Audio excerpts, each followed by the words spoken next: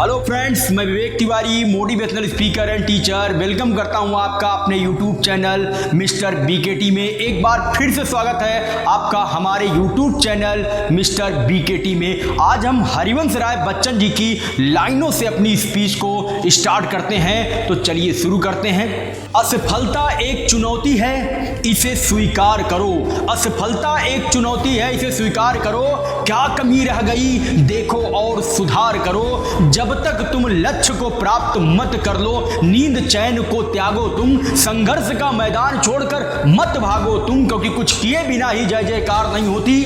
क्योंकि कुछ किए बिना ही जय जयकार नहीं होती और कोशिश करने वालों की कभी हार नहीं होती। तो इन लाइनों से मैं कहना चाह रहा हूं कि एक धक्का, एक ठोकर, एक असफलता आपकी जिंदगी का फैसला नहीं कर सकती। आप किसी बड़े काम के लिए बने हो, किसी एक झटके को अपनी जिंदगी का उद्देश्य मत बना लो कि अगर ये झटका मुझे लग गया तो शायद मैं जिंदगी में कुछ कर नहीं सकता हूँ। तमाम बच्चों को मैं देखता हूँ कि एक कॉम्पिटिटिव एग्जाम नहीं निकलता है तो डिप्रेशन में आ जाते हैं। बिल्कुल नहीं, किसी शायर ने कहा है कि सुरखरू होता है इंसान, ठोकरे खाने के बाद रंग लाती है हिना, पत्थर पे घिस जाने के बाद।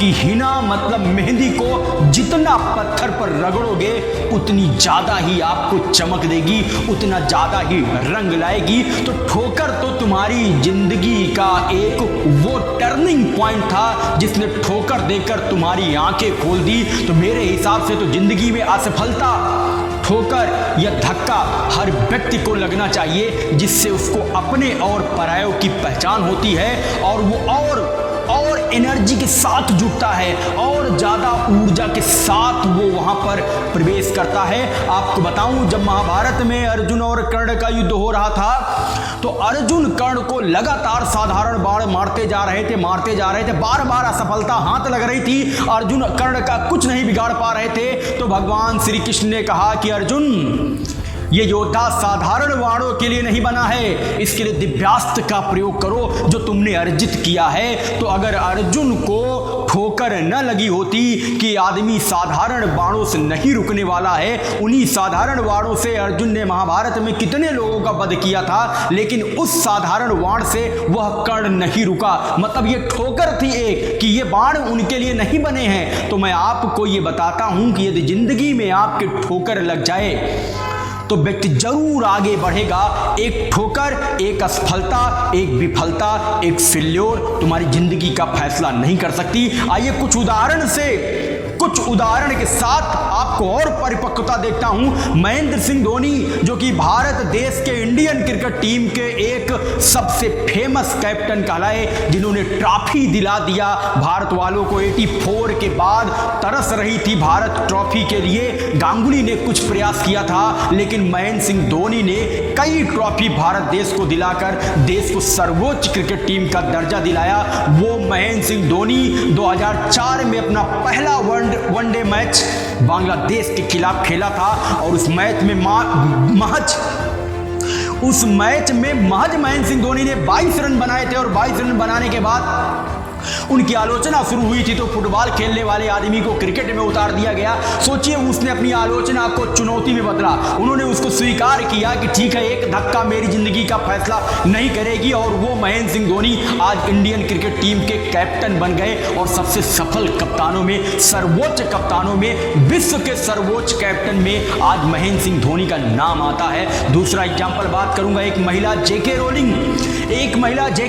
शायद आप नाम नहीं जानते होंगे, लेकिन अभी मैं एक नाम लूंगा जिसको पूरी दुनिया आज जानती है। जेके रोलिंग ने एक किताब लिखी और वो 12 प्रकाशकों के पास उस किताब को प्रकाशित करवाने के लिए गई कि मेरी बुक को आप प्रकाशित कर दीजिए। 12 प्रकाशन वालों ने मना कर दिया कि तुम्हारी किताब में दम नहीं है। लेकिन किसी प्रकाशक ने, तो क्या 12 प्रकाशनों के मना करने के बाद जेके रोलिंग को ठोकर लगी। लेकिन अगर उसी असफलता को वो लेकर जेके रोलिंग बैठ जाती तो शायद आज उसकी बुक प्रकाशित न होती। आखिर किसी प्रकाशन ने उसकी प्रतिभा को पहचाना और उनकी बुक को प्रिंट करा दिया, छप गई बुक। और जानते हैं उस बुक का नाम क्या है? उस बुक का नाम है हैरी पॉटर। आज बच्चा बच्चा जानता है हैरी पॉटर को। फिल्में बन चुकी हैं, इंडियन फिल्म, हॉलीवुड, बॉलीवुड, ढेर सारी फिल्में बन चुकी हैं हैरी पॉटर पर। एक छोटा बच्चा जो 2, 3, 4 साल का होगा वो भी हैरी पॉटर की बात जानता है।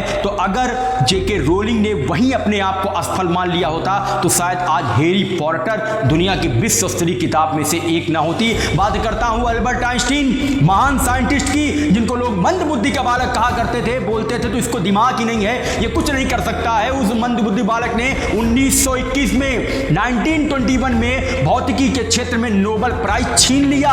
असफल व्यक्ति ने, उस असफल व्यक्ति ने जिसको लोग हमेशा असफलता की दुहाई दिया करते थे, उस व्यक्ति ने नोबेल प्राइज अचीव कर लिया और विश्व स्तरीय, विश्व का महान वैज्ञानिक कहलाने लगा। और आज भी दुनिया अल्बर्ट आइंस्टीन के प्रयोगों का लोहा मानती है, स्वीकार करती है कि इतने अच्छे दिमाग का व्यक्ति तो न जन्म लिया है न जन्म लेगा कभी। आइए एक और साइंटिस्ट की बात करते हैं, थॉमस एल्वा एडिसन। यस, जल गई होगी आपके दिमाग की बत्ती, बल्ब जल गया होगा दिमाग में। यस, आज हमारी जिंदगी में उजाला भरने वाला आदमी, आज इस देश को प्रकाशमान करने वाला आदमी, आज इस देश की हजारों भ्रांतियों को दूर करने वाला आदमी, आज वो आदमी जिसने अंधेरे को हमारी आंख की रोशनी बना दिया हो। 100 बार प्रयोग किया बल्ब के लिए, 100 टाइम प्रयोग किया, करत करत अभ्यास जड़मति होत सुजान, रसरी आवत जात है सिल पर परत निशान। इस कंसेप्ट को थॉमस एल्वा एडिसन पर सटीक बैठता है। प्रयास करते रहे करते रहे करते रहे। जब एक रस्सी पत्थर पर निशान बना सकती है तो क्यों बल्ब की रचना नहीं हो सकती है? 100 बार प्रयोग करने के बाद 101 टाइम, 121वीं बार आखिर बल्ब की रचना उस महारथी ने कर ही दिया और पूरी दुनिया को प्रकाशमान कर दिया।